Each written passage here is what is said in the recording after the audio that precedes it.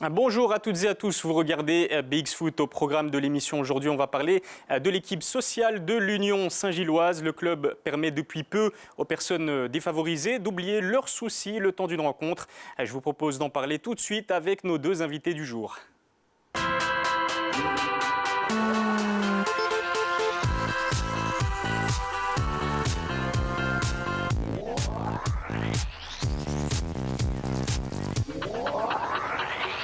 Et pour parler de cet engagement social, j'accueille comme prévu nos deux invités. Je vais commencer avec vous, Alain Eliassi. Vous êtes responsable de l'Union Foundation, dont on va parler tout au long de l'émission. Vous n'êtes pas venu seul puisque vous êtes accompagné par Renaud Carlier, qui est quant à lui responsable des Union Boys, c'est-à-dire les supporters très actifs, très fervents de l'Union Saint-Gilloise. Bonjour à tous les deux.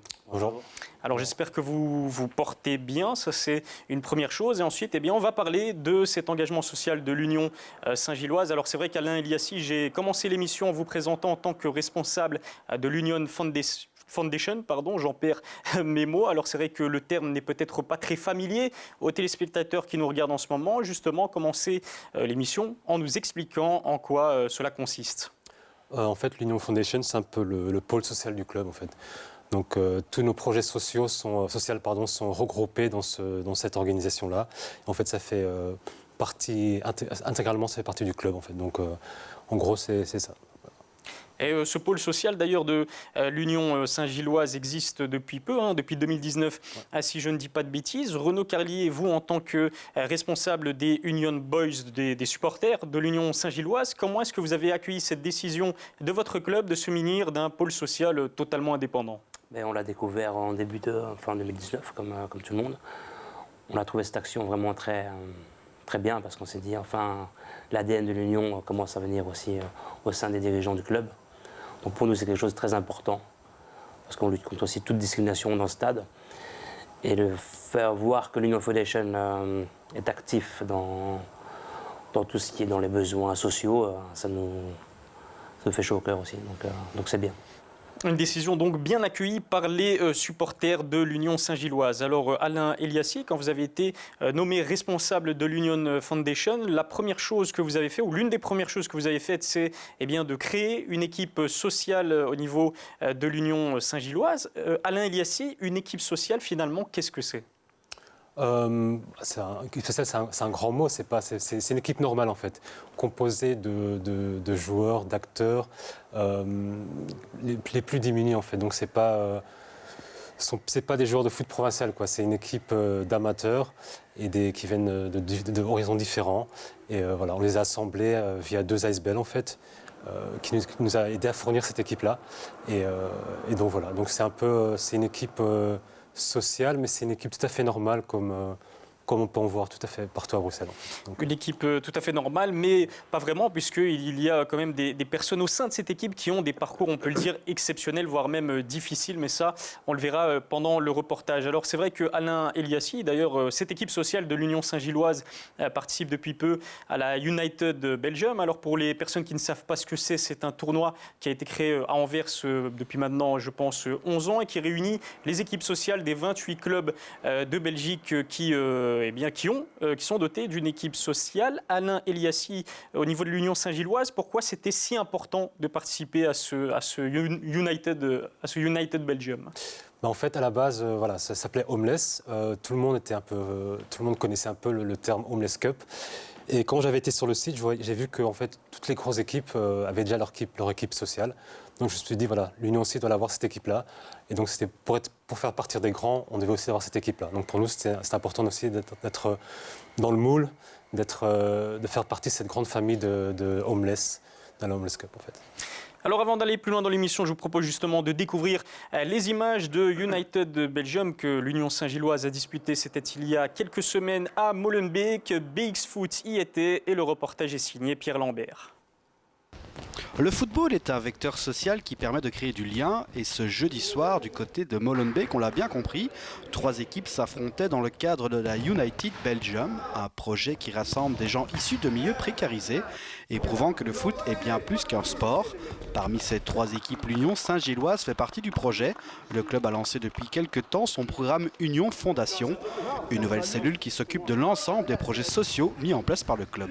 Dans le cadre de l'équipe que l'on est là, sponsorisée par l'Union Saint-Gilloise, on a regroupé deux ASBL, donc la mienne, les Petits Riens, et Pigment, qui est aussi un centre de jour ouvert.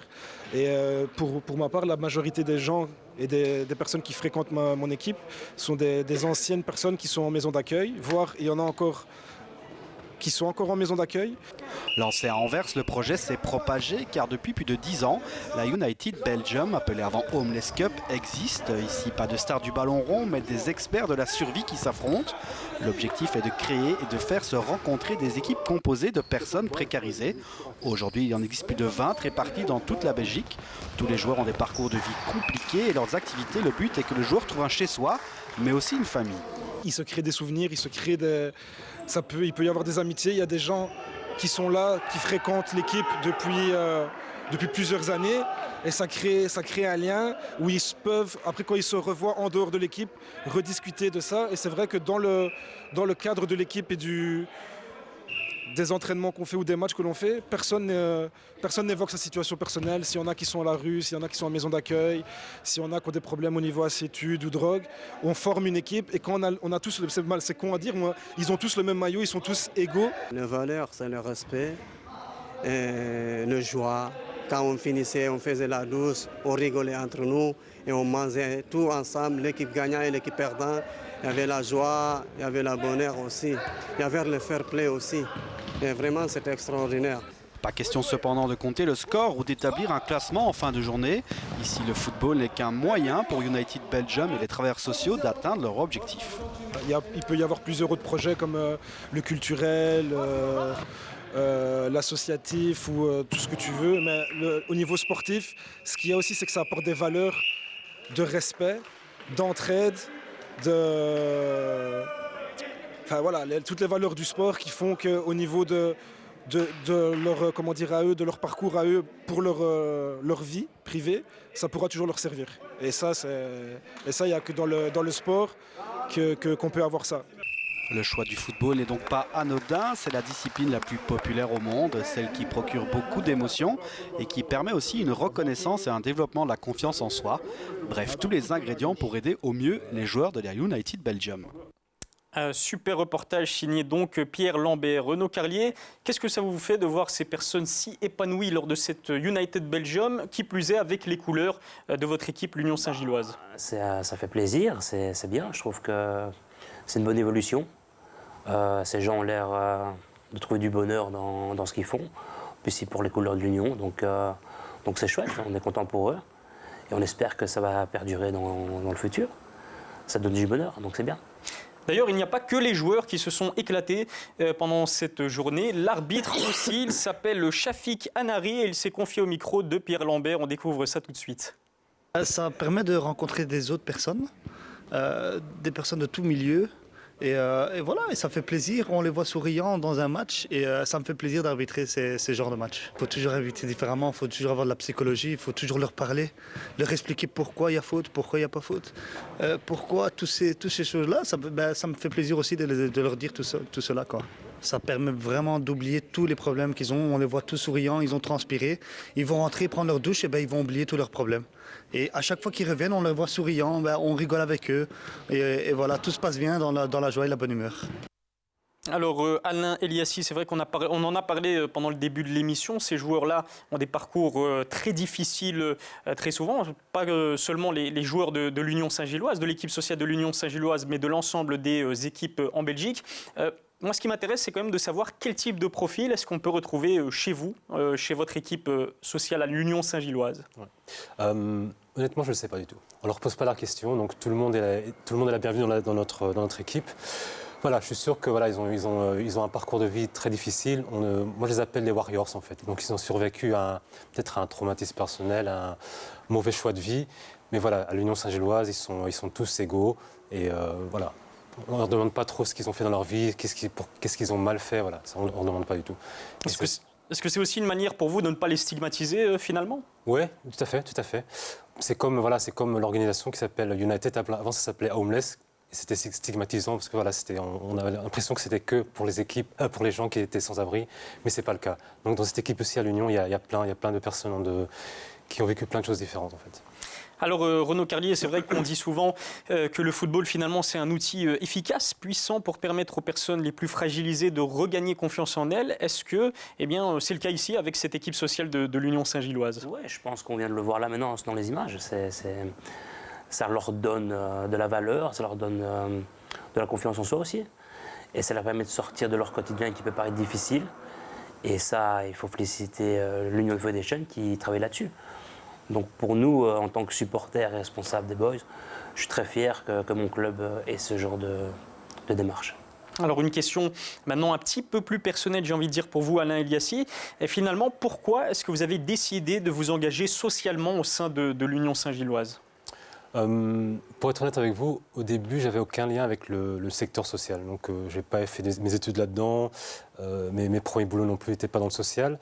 Mais quand on m'a proposé ce poste, je me suis dit oui, pourquoi pas. Pourquoi pas apporter aussi mon édifice un peu à ce grand travail, le grand travail qui reste à faire à Bruxelles, quoi, avec les personnes qui ont besoin de nous, voilà, qui ont besoin de gens comme nous, les supporters comme de l'Union aussi, qui aident les plus démunis en fait à s'en sortir. Donc voilà, c'est pour ça que j'ai pris cet engagement aussi d'aider.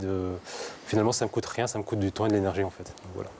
Alain Eliassi, lors du dernier hiver, l'Union Saint-Gilloise a aussi accueilli, on va dire, des personnes précarisées, leur a permis on va dire, vous leur avez offert un petit peu de réconfort, un petit peu de chaleur. C'est finalement tout ce qu'elles demandent, ces personnes-là. Est-ce qu'on peut dire finalement que le champ d'action de l'Union Foundation dépasse largement le cadre du football? Ouais. En fait, j'essaie de trouver un équilibre entre des actions dites purement football, comme la United Team, et d'autres actions, donc d'autres projets qui n'ont rien à voir avec le foot. Donc on a des projets avec des seniors, avec des enfants hospitalisés, etc. Donc j'essaie un peu de diversifier le champ d'action de mes projets.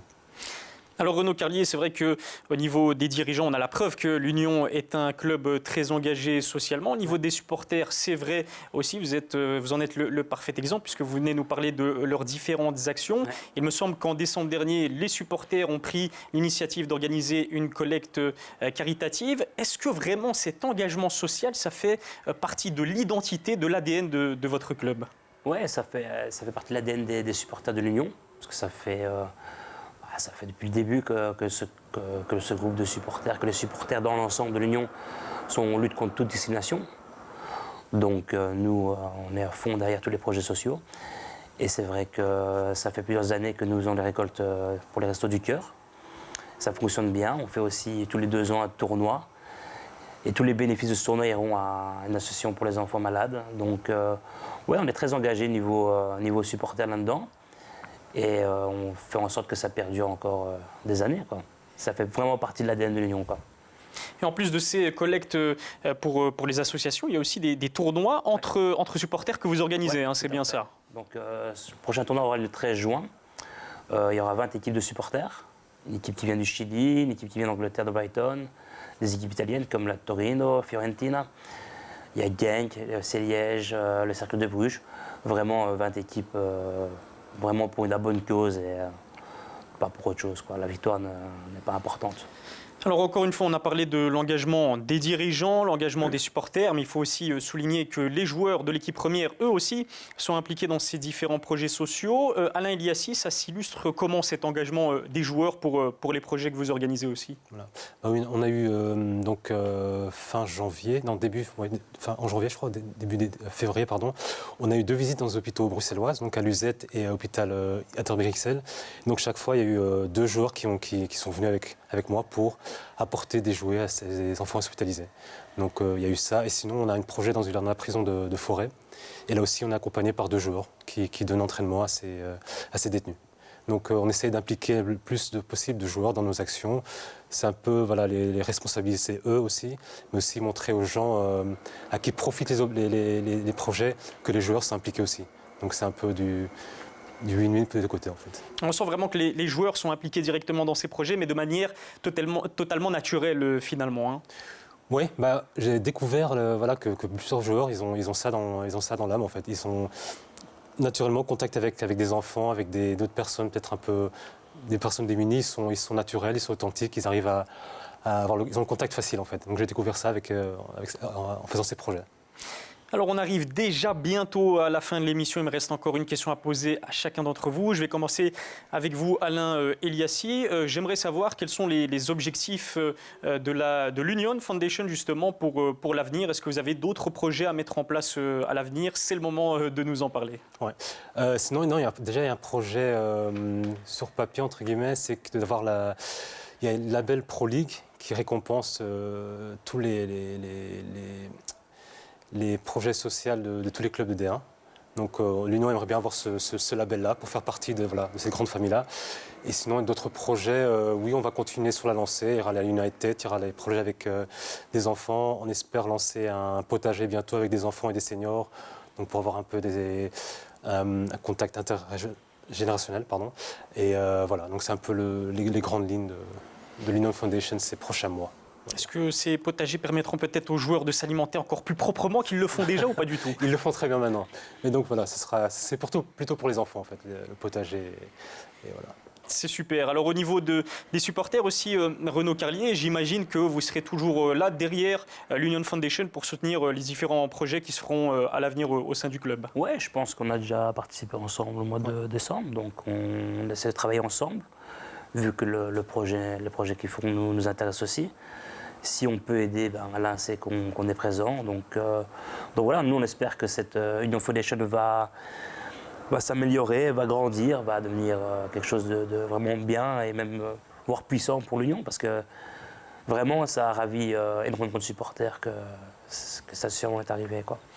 On vous le souhaite en tout cas que ça continue à grandir. Alors avant de clôturer l'émission, vous le savez, il est temps maintenant de passer au classement Iris Elite. Alors on retrouve toujours le RWDM solidement installé à la première place avec 235 points. En deuxième position, la RSD Jet est loin derrière avec 176 unités. En revanche, la bataille bat son plein, on peut le dire, pour la troisième place entre le FC Saint-Michel et l'AS Brussels City. Les deux équipes comptabilisent 164 points. Et puis nos amis de l'Union Saint-Gilloise occupent quant à eux la 7e place du classement de l'Iris Elite. Merci encore à tous les deux d'avoir participé à BX-Foot. Ce fut un plaisir. On se retrouvera certainement plus tard dans l'année. Bonne continuation pour vous, pour vos projets sociaux. C'était vraiment un plaisir d'en parler aujourd'hui. Puis merci aux téléspectateurs de nous avoir suivis une fois de plus. Rendez-vous lundi prochain avec Kevin Yonker pour une nouvelle édition de BX-Foot. D'ici là, vous connaissez le dicton. Prenez soin de vous.